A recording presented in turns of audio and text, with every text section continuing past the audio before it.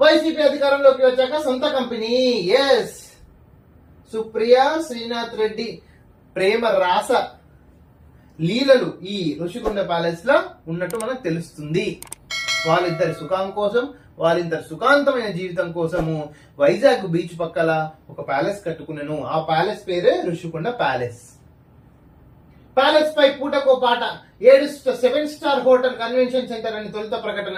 పర్యాటక భవనం నాడు రోజా గుడివాడ వ్యాఖ్యలు. ఓ అమ్మ రోజా, నీ టూరిజం మినిస్ట్రీ దీంట్లోనే ఈ ప్యాలెస్ కట్టించినవా?